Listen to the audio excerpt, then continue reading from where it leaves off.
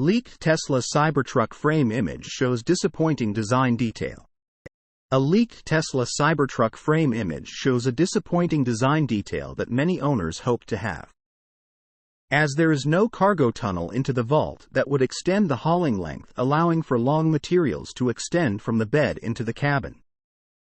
A photo of the Cybertruck on production lines as the body comes together shows the vehicle is fitted with anti-corrosion coating, which is a great idea for the truck as it will be used commonly as a construction vehicle. Tesla also plans to have the Cybertruck operate in water as a boat, at least in some instances, and the anti-corrosion is a great idea if owners put this to the test. If they do, extensive damage can occur, and if it is too far gone, corrosion could be the death sentence for the all-electric pickup. Separately, observers of the Cybertruck are interested in the lack of a pass-through from the bed to the cabin. Those on the Tesla Motors subreddit are disappointed to see that there is no evident pass-through in the body of the Cybertruck that would link the cabin to the bed, which eliminates the possibility of using the pickup as an overlander for camping, or for excessive space for hauling materials. Anti-corrosion coating looking good on the Cybertruck. Here we see there will be no cargo tunnel into the vault. Speculation has persisted for some time on whether Tesla would include a pass-through for various applications. Of course, the final design of the Cybertruck has been seen on various occasions throughout Texas and California, but the finer details have yet to be revealed by Tesla. Things like this design detail, in particular, are not likely to be revealed until the Cybertruck's delivery event, which is scheduled for this quarter and will hopefully happen on time. Tesla has been known to be aggressive with some timelines, but all evidence seems to show the Cybertruck's initial production phases have started and the automaker is moving forward with the initial customer builds. Tesla Cybertruck body with single-piece rear megacast spotted in Giga, Texas. There are several reasons the Cybertruck may not have been the most ideal candidate for a pass-through, or midgate, as it is often called. Tesla will do things that they feel are best for the vehicle and its design, and that is our first conclusion. Maybe they just didn't want to do it. Secondly, it could have been an engineering issue. Midgates would likely require a different build of the truck entirely. And although it is only a slight difference in design, Tesla may have had its mind set on developing the Cybertruck without one. More details could be revealed on why in the future, but it does not seem apparent at the moment. There are no known safety issues with having a midgate, and if Tesla was hoping to win over some truck buyers with the Cybertruck, there is the possibility that the lack of one could have potential customers opting for another design. The Sierra EV Denali from GMC has one, as well as the Silverado EV from Chevrolet, but only in its most expensive configuration, which comes in over $100,000. While we don't expect it to be a major pain point for truck buyers that are opting for an EV, the Tesla Cybertruck lacking a mid-gate could be one of the few downsides of the pickup as initial deliveries near. Cybertruck customers. Source: reposted and summarized from Joey Klender at Teslarati. Elon Musk drives Tesla Cybertruck in Austin, says it was very fun. The number of Tesla Cybertruck sightings has been increasing in recent months as we're approaching the start of initial production, which should happen before the handover event scheduled for the end of Q3 2023. A Cybertruck prototype was spotted driving around in Austin, Texas over the weekend, and Tesla CEO Elon Musk himself was behind the wheel at one point. Tesla's head honcho posted a photo of an undisguised Cybertruck prototype on his Twitter account on Saturday, accompanied by the caption, "Just drove Cybertruck around Austin." Elon Musk did not offer too many details about what it was like to drive the Cybertruck, though he noted in a reply that it was very fun. Since this wasn't his first time behind the wheel of Tesla's electric pickup truck, it would have been interesting to learn what changed since the previous time he drove a Cybertruck prototype. Unfortunately, That was all the feedback Musk was willing to share. Now, it's worth noting that multiple Cybertruck sightings have been reported throughout the United States over the past week, especially in Palo Alto, Fremont, and Austin. The Cybertruck has even been spotted as far away as New Zealand, where the electric pickup truck is undergoing winter testing. Back to the Cybertruck driven by Elon Musk in Texas, one video surfaced on Twitter likely showing the exact same vehicle. Although the person behind the wheel at the time did not look like Tesla's CEO. Still, other posts on social media suggest Musk really did drive the Cybertruck around Austin on Saturday. Last week, another Cybertruck prototype, this time fully camouflaged, was spotted in Palo Alto driving on the freeway, giving us a good look at how the suspension soaks up bumps at high speed. On the same day, the Cybertruck was spotted with a full-length light bar at the rear, which suggests that Tesla is constantly improving the vehicle as it approaches the start of initial production. Elon Musk has said in the past that the Cybertruck has what it takes to become Tesla's best vehicle to date. Here is hoping that will be the case and the Cybertruck will finally enter production this year, 3.5 years after its unveiling. Source: reposted and summarized from Dan Mihalascu at Inside EVS. Elon Musk seemingly confirms Dojo supercomputer now online. The wait has been long, but it appears that Tesla's Dojo supercomputer has started its operations. With Dojo in the picture, Elon Musk's recent estimates about Tesla achieving autonomous driving in the near future may not be so far-fetched anymore. Musk hinted as much in his recent Twitter activity, while the CEO noted last month that Dojo is already online and running useful tasks for a few months. A series of posts from the official Tesla account on Twitter hinted that the supercomputer is entering production in July. Musk seemed to reiterate this point, liking a post on Twitter stating that Dojo is handling production workloads. Tesla's Dojo supercomputer is built to process vast amounts of data and perform complex AI and machine learning computations.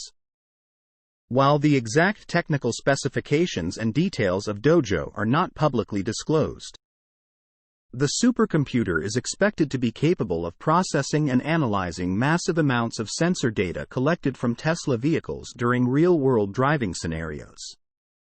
Through Dojo, improvements to autopilot and full self-driving are expected to accelerate.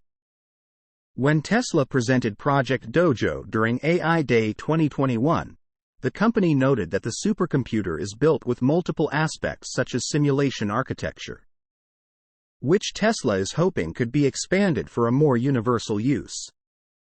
Elon Musk has also responded positively to the idea of using Dojo as a training service for other companies. This is not intended to be just limited to Tesla cars. Those of you who've seen the full self-driving beta can appreciate the rate at which the Tesla neural net is learning to drive. And this is a particular application of AI, but I think there's more applications down the road that will make sense, Musk said. As per Tesla, Dojo is expected to start production in July, which Musk appears to have confirmed on Twitter recently. Dojo is also projected to become one of the top 5 supercomputers in the world around January 2024. By October 2024, Dojo is also expected to hit 100 exaflops. Source: reposted and summarized from Simon Alvarez at Teslarati.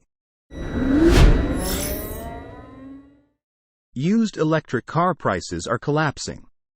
Earlier this year, drivers were still seeing elevated trade-in numbers from websites such as Carvana and Vroom. But today, used prices and their accompanying trade-in figures have plummeted.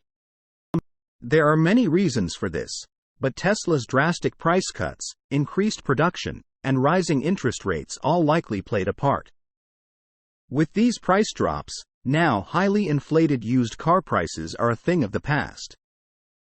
This also means buyers can score incredible electric cars at relatively low prices. Some vehicles in particular took notable hits. These would include the Polestar 2, Audi e-tron, Volkswagen Idaho 4, Tesla Model Y, and more. Here are some examples. 2021 Volkswagen ID4. Starting at around $29,000. The 2021 Volkswagen ID4 is a solid family crossover. It offers up to 260 miles of EPA range and a very pleasant design. Starting at around $29,000, the ID4 is more compelling than ever. 2021 Polestar 2. Starting at around $33,000. The 2021 Polestar 2 is an attractive liftback sedan with an EPA-rated range of 233 miles in Launch Edition guise not pictured. It can accelerate to 60 in the mid-4-second range, thanks to a dual-motor setup pushing 408 horsepower. With prices in the low $30,000 range, it might be the most compelling entry on this list. 2019 Audi e-tron. Starting at around $35,000. The 2019 Audi e-tron is one of the most luxurious used EVs. Starting at around $35,000 used, the e-tron is around $15,000 less than a new Q4 e-tron. Unlike the Q4, the e-tron comes standard with an array of options like massaging and ventilated seats, air suspension, and a Bang & Olufsen audio system. 2020 Tesla Model Y Performance. Starting at around $42,000. The Tesla Model Y Performance is the quintessential electric performance crossover. With track mode and spacious seating for 5, the Model Y Performance is a sports car in the package of a crossover. 0 to 60 takes around 3.5 seconds and it can travel 303 miles per the EPA. That figure is optimistic. 2022 Mercedes EQS. Starting at around $64,000. The Mercedes EQS has taken a massive hit with depreciation. Starting with a six-figure price tag, used EQS examples are now in the mid-$60,000 range. With a conservative range estimate of 350 miles per the EPA, the Mercedes EV is a solid road tripper. Source: reposted and summarized from Andrew Lambrecht at Inside EVS. Watch every Tesla model cross a deep river in England. A Tesla works as a boat for short periods of time, tweeted CEO Elon Musk in 2020. As EVs have no air intake, the motor and battery are water-sealed, he said.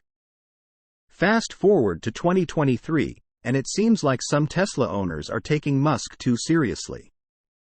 A river crossing in Nottinghamshire, England has reportedly become somewhat of a tourist attraction in recent years.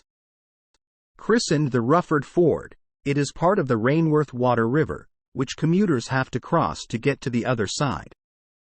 The ford is nestled in the English countryside, with a narrow patch of tarmac passing under a canopy of trees. A YouTuber's recent video showcases several Tesla cars easily trundling past the ford, which appears deep enough to submerge a Model 3's headlamps. The water levels ebb and flow depending on the weather, and The Guardian reported that social media fueled a car-gazing craze at the spot. The report also said that after rains, the crossing can be several feet deep and 30 feet wide. It's quite impressive how the Teslas get through sans hiccups. It's common knowledge that EV batteries and drivetrains are water-sealed and can sustain water exposure for brief time periods. The same cannot be said about all internal combustion engine cars, which may be limited by air intakes, exhaust, and possibly other elements unless they're engineered to be go-anywhere rough terrain tackling SUVs. We definitely don't recommend this, but the Model S floats well enough to turn it into a boat, for short periods of time, thrust via wheel rotation, tweeted Musk in 2016. He even shared a video of a Model S swimming through a flooded tunnel while ICE cars appeared stuck. Although one Model S user, owner of an older version of the EV, said his car failed after driving in the rain. Musk has made similar claims about the upcoming Cybertruck, which can apparently cross rivers, lakes, and even seas that aren't too choppy. Source: reposted and summarized from Suvrat Kothari at Inside EVS.